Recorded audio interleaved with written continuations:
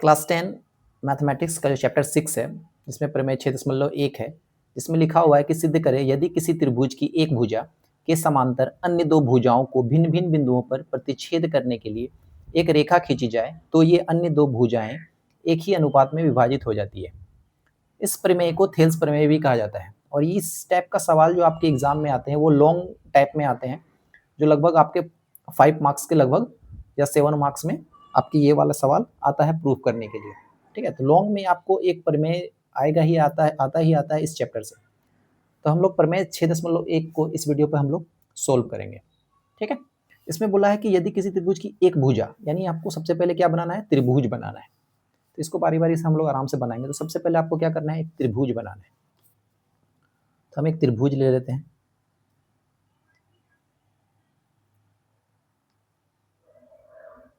ठीक है, बोला है त्रिभुज की एक भुजा के समांतर अन्य दो भुजाओं को भिन्न भिन्न बिंदुओं पर प्रतिच्छेद करने के लिए एक रेखा खींची जाती है। अब यहाँ से हम क्या करेंगे, एक रेखा खींच लेंगे। तो सबसे पहले इसको, तो ये अन्य दो भुजाएं एक ही अनुपात में विभाजित होती है। तो यहाँ से हम किसका क्या करेंगे, इसको आधे में विभाजित कर देंगे। ठीक है, इसका हम नाम दे देते हैं। इसका नाम ए, ये हो जाएगा बी और ये हो जाएगा सी। ठीक है, ये हो गया डी और ये हो गया हमारा ई। ठीक है, अब जो जो चीज़ हमने यहाँ पे किया उस चीज़ को हम पहले यहाँ पे लिख देंगे। ठीक है, तो सबसे पहले यहाँ पे लिखेंगे, दिया है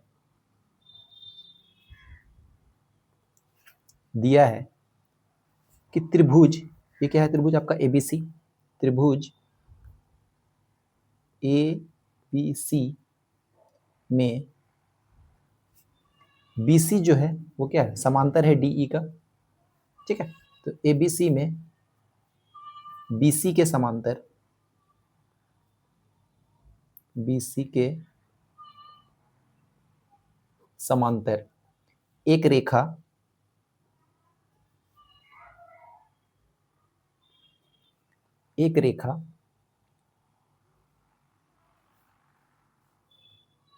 यहाँ पे जो हमने लाइन खींचा है, यहाँ कहते हैं ए बी को ये डी जो है वो प्रतिच्छेद कर रहा है और यहाँ पे ए सी को ये ई बिंदु प्रतिच्छेद कर रहा है। तो वही चीज़ हम लिखेंगे, बी सी के समांतर एक रेखा ए बी को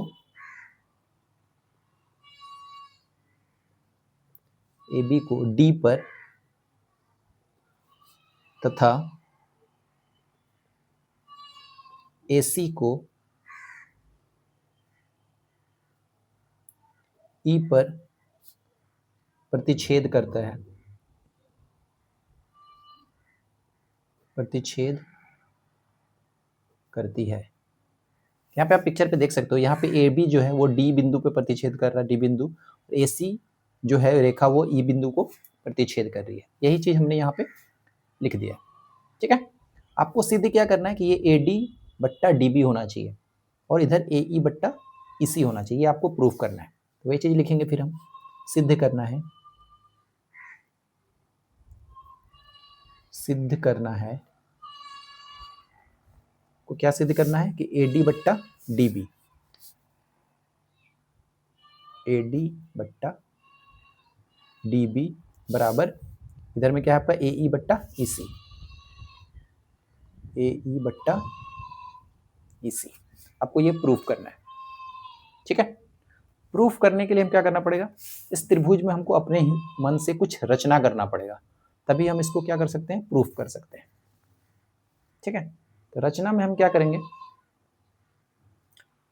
यहां से हम क्या करेंगे, विकर्ण बनाएंगे। ये बी से ई को एक रेखा खींचेंगे और यहाँ पे सी से डी तक एक रेखा खींच देंगे। यानी इससे हम यहाँ पे रेखा खींचेंगे और सी से लेकर डी को यहाँ पे भी एक रेखा खींच देंगे। ठीक है, जो यहाँ पे किए वही चीज़ को हमको यहाँ पे लिखना पड़ेगा। तो पहले यहाँ पे लिखेंगे रचना, यानी जो हमने अपने मन से किया रचना। हमने क्या किया, बी से ई को मिलाया तथा सी से डी को मिला दिया। ठीक है, यानी बी ई और सी डी को मिलाया। तो वही चीज़ हम यहाँ पे लिख देंगे, बी ई तथा सी डी को मिलाया। ठीक है। और क्या करना है हमको इसको, अब यहाँ पे जो है, अब यहाँ इस डी से हम यहाँ पे एक लाइन खींचेंगे जो कि परपेंडिकुलर होना चाहिए, यानी लंब होना चाहिए। यानी यहाँ से हम क्या करेंगे, एक लाइन खींचेंगे जो कि क्या होना चाहिए, लंब होना चाहिए। और ई से भी इधर से खींचेंगे क्योंकि ये भी क्या होना चाहिए, लंब होना चाहिए। ठीक है, यानी यहाँ पे भी आपका 90 डिग्री का कोण बन रहा होगा और इस जगह पे भी आपको 90 डिग्री का कोण बन रहा है। ठीक है, इसका नाम हम दे देंगे m, इसका नाम दे देंगे n। ठीक है, ये जो यहाँ पे जो हमने लाइन खींचा वहाँ पे भी उसको भी हम लोग यहाँ पे लिखेंगे। पहले हमने लिख दिया था बी तथा सी डी को मिलाया और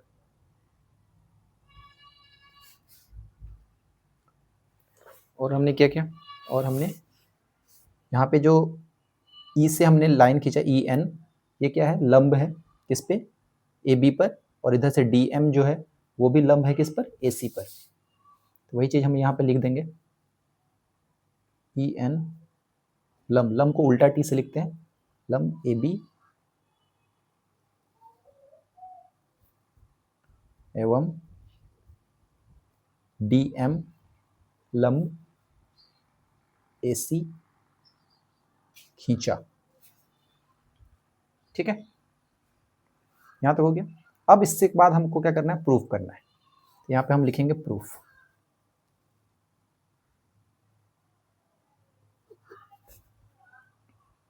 ठीक है, प्रूफ में क्या है कि यहाँ पे आपको त्रिभुज देखना पड़ेगा। यहाँ पे जो पहला त्रिभुज छोटा वाला आपको दिख रहा होगा ए डी ई, और एक बड़ा त्रिभुज दिख रहा होगा आपको ए बी सी। दो त्रिभुज आपको इस पिक्चर में आपको नॉर्मली दिख रहा होगा। ठीक है, तो पहले हम क्या करेंगे, इस छोटे वाले त्रिभुज को सोल्व करेंगे, ए डी ई को सोल्व करेंगे। ठीक है, तो प्रमाण में हम लिखेंगे त्रिभुज, यानी प्रूफ में हम लिखेंगे त्रिभुज ए डी ई का क्षेत्रफल। जो त्रिभुज का क्षेत्रफल होता है उसका फॉर्मूला होता है 1/2 गुना आधार गुना ऊंचाई। इस फॉर्मूला को हम यहाँ पे लिख देंगे, 1/2 गुना आधार गुना ऊंचाई। ठीक है, आधार तो आपको पता है, ऊंचाई का मतलब हो गया कि यहाँ पे जो परपेंडिकुलर होता है उसकी ऊंचाई आपको लिखनी पड़ेगी। ठीक है, तो एडीई जो है, एडीई में आपको यहाँ पे एडीई में आपको इसमें आपको दो त्रिभुज निकालना पड़ेगा। ठीक है, तो पहला तो आपको एडीई का ये हो जाएगा, दूसरा और आपको निकालना पड़ेगा, इस पूरे से लेंगे तो यहाँ से भी आपको एक त्रिभुज बनेगा, त्रिभुज बी डी और ई, ये वाला भी त्रिभुज आपको बनेगा। यानी एक बार आपको इधर का सोल्व करना है, इस तरफ का सोल्व करना है, और दूसरी बार में आपको जब एक और बार सोल्व करेंगे तो हमको इधर का सोल्व करना पड़ेगा। तो यहाँ पे लिखेंगे हम एरिया, एरिया इंग्लिश में ए आर लिखते हैं। ठीक है, एरिया त्रिभुज ए डी ई बराबर, फॉर्मूला क्या है आपका, 1/2 गुना आधार। आधार क्या हो जाएगा आपका, ये जो ए डी है यही आपका क्या है, आधार है, यानी ए डी गुना ऊंचाई। ऊंचाई जो होगा आपका, ये ई एन जो है, जो परपेंडिकुलर, यही आपका क्या है, ऊंचाई है इसका, यानी ई एन हो जाएगा। ठीक है, हम इसको इक्वेशन 1 मान लेंगे।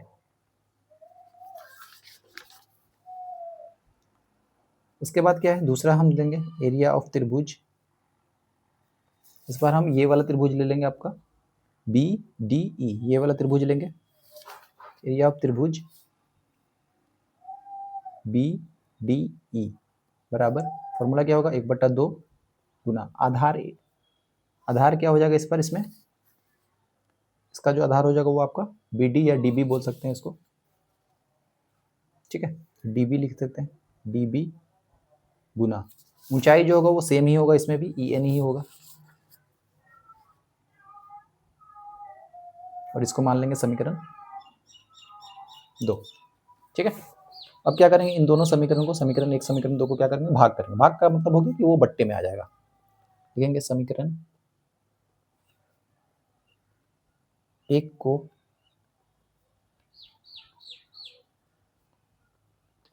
समीकरण 2 से भाग देने पर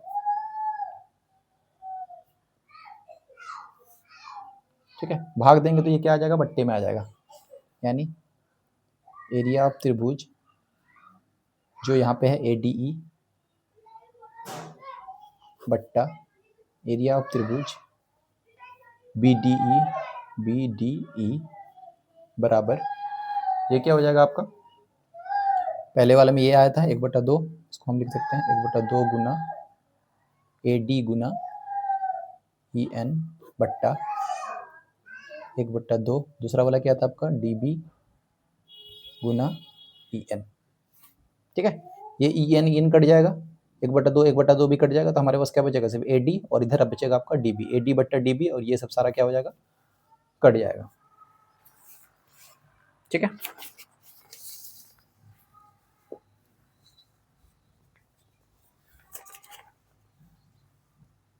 तो हमारे पास बच जाएगा, इसको हम यहाँ पे क्या करेंगे, ये कट जाएगा, इसको हम काट ही देते हैं, यहाँ ये कट जाएगा और ये कट जाएगा, तो हमारे पास बचा AD बट्टा DB। यही चीज़ को हम लिख सकते हैं एरिया ऑफ त्रिभुज ADE बट्टा एरिया ऑफ त्रिभुज BDE बराबर, क्या बचा इसके पास, AD बट्टा DB बचा। ठीक है, इसको मान लेंगे इक्वेशन 3। ठीक है, अब क्या करेंगे हम, वापस से उसी प्रकार हम जाएंगे, हमने पहले इस वाले लाइन में सोल्व किया था, अब हम इधर वाले में सोल्व करेंगे। इसमें भी हम पहले ये AD का एक त्रिभुज ले लेंगे और इस बार हम इधर का त्रिभुज ले लेंगे। ठीक है, DEC ये वाला हम क्या करेंगे इस पर, या CDE। ठीक है, इसको त्रिभुज को, इसको लेकर हम इसको पर फिर से वापस इस स्टेप से हम सोल्व करेंगे, यानी इस बार हमारा हो जाएगा एरिया ऑफ त्रिभुज ADE, वापस से हम दोबारा भागी कर देते हैं। ठीक है, एक ही चीज को बार बार नहीं लिखना है, त्रिभुज BDE बराबर ADE का अभी आपने सोल्व किया, क्या आया था आपका 1/2 गुना, इसमें आपका क्या था, AD गुना EN आया था। ठीक है, तो इसमें आपका क्या आएगा, इस बार एरिया ऑफ त्रिभुज लेंगे, पहले हमने इधर वाले से सोल्व कर लिया था, इस बार हमको इधर वाले से सोल्व करना है, तो इसमें आ जाएगा आपका AE आधार, इस पे इस बार किसको मानेंगे, इसको मान लेंगे AE को। ठीक है, और जो ऊंचाई होगा वो हम DM इसको मान लेंगे, AE और इधर हो जाएगा आपका DM, AE गुना DM बट्टा, दूसरा वाला त्रिभुज में क्या ले लेंगे हम, दूसरा वाला त्रिभुज हमारा क्या है, त्रिभुज BDE है, BDE इस वाले त्रिभुज में हम लेंगे, इस वाले त्रिभुज में लेंगे तो हमारे पास क्या बचेगा, 1/2 तो आएगा ही, आधार इसका क्या हो जाएगा, आधार इसका तो हो जाएगा आपका EC ये वाला। ठीक है, और ऊंचाई तो सेम ही रहेगा DM, यानी 1/2 गुना EC गुना DM। ठीक है, हम क्या कर सकते हैं, इस DM को काट सकते हैं, 1/2 को काटते हैं, हमारे पास क्या बचेगा, AE बट्टा EC, इसी को हम लिख सकते हैं वापस से एरिया ऑफ त्रिभुज ADE बट्टा एरिया ऑफ त्रिभुज BDE बराबर AE बाय EC, इसको मान लेंगे समीकरण 4। ठीक है, तो जब यहाँ पे क्या हो गया, अब पहले वाले यहाँ पे समीकरण 3 में देखेंगे AD बट्टा DB आ चुका है, AE बट्टा EC आ चुका है, और यही हमको क्या करना था, इन्हीं दोनों को, इसी दोनों को हमको क्या करना था, प्रूफ भी करना था, AD बट्टा DE बराबर AE बट्टा EC, ये दोनों चीज हमारे पास आ चुका है। ठीक है, ये चीज हो गया, तीसरा चीज, एक चीज और हम अपने यहाँ पे लिख देंगे, एरिया ऑफ त्रिभुज BDE बराबर हो गया आपका एरिया ऑफ त्रिभुज CDE से, और इसको मान लेंगे समीकरण 5। अब लिख देंगे हम यहाँ पे समीकरण 3, 4 तथा 5 से। 5 से जब हम सोल्व करेंगे तो हमारे पास क्या आएगा, ए डी बट्टा डी बी, और इधर आएगा आपका ए ई बट्टा ई सी। तो वही चीज़ हम लिख देंगे यहाँ पे, ए डी बट्टा डी बी बराबर ए ई बट्टा ई सी। और यही हमको क्या करना था, प्रूव करना था। तो ये हमारा प्रूफ यहाँ पर हो चुका है। ठीक है, थैंक यू।